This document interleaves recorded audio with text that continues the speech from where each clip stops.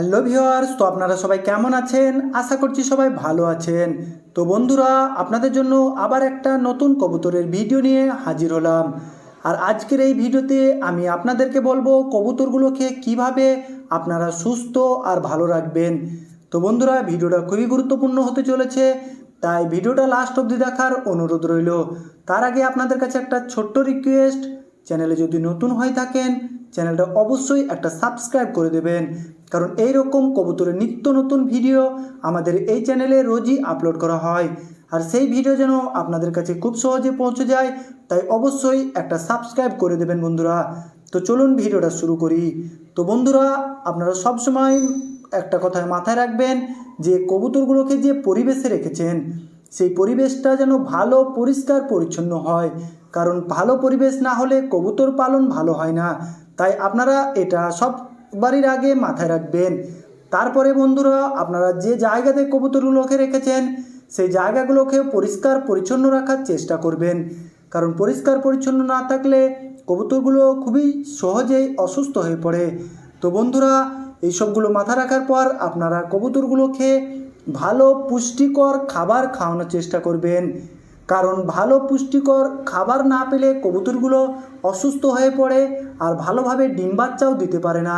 তো বন্ধুরা, আমি কিছু পুষ্টিকর খাবারের কথা আমি আপনাদেরকে বলছি। তো বন্ধুরা, আপনারা ধান ভিজিয়ে রাখতে পারেন, সেই ধান খাওয়াতে পারেন। তারপরে ছোলা কলাই, সর্ষে আর গম, এই সব পুষ্টিকর খাবারগুলো আপনারা খাওয়াতে পারেন, কারণ এই সব পুষ্টিকর খাবারগুলো কবুতররা খেলে তারা ভালোভাবে ডিম আর বাচ্চাও দিতে পারে। তো বন্ধুরা, আপনারা এই সব পুষ্টিকর খাবারগুলোকেই খাওয়ানোর চেষ্টা করবেন। তারপরে আর একটা কথা মনে রাখবেন যে কবুতরগুলোর মধ্যে যদি কোনো একটা কবুতর অসুস্থ হয়ে পড়ে, তাহলে সেই কবুতরটাকে খুবই তাড়াতাড়ির মধ্যে চিকিৎসা করাবেন, ওষুধ খাওয়াবেন, কারণ ওই একটা কবুতরের জন্য বাকি কবুতরগুলো অসুস্থ হয়ে পড়ে। তো বন্ধুরা, এই কাজটা খুব তাড়াতাড়ি করবেন।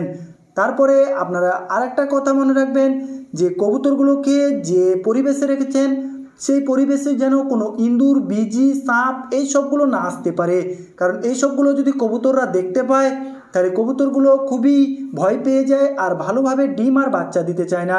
তো বন্ধুরা, এই সব কথাগুলো মাথায় রাখবেন। তারপরে কবুতরগুলোকে সপ্তাহে একবার হলেও বন্ধুরা স্নান বা গোসল করাবেন, কারণ তাদের ওই ডানায় বা পাখনাতে অনেক খুশকি হয়ে যায় আর অনেক ময়লা মাটিও জমে যায়। তাই বন্ধুরা, আপনারা একটা জায়গায় পানি নিয়ে ওই কবুতরের সামনে রেখে দেবেন, তারা নিজেরাই কবুতরগুলো স্নান বা গোসল করে নেবে। আর যদিও না করে আপনিও সেগুলোকে ভালোভাবে গোসল করিয়ে দিতে পারেন, তাতে কবুতরগুলো পরিষ্কার পরিচ্ছন্ন থাকবে আর তাদের কোনো রোগ বা অসুবিধা হবে না। তাই বন্ধুরা, আপনারা এই সব কথাগুলো মাথায় রাখবেন। আর ভিডিওটা কেমন লাগছে অবশ্যই একটা লাইক কমেন্ট করে জানাবেন। আপনারা ভালো থাকবেন, ধন্যবাদ।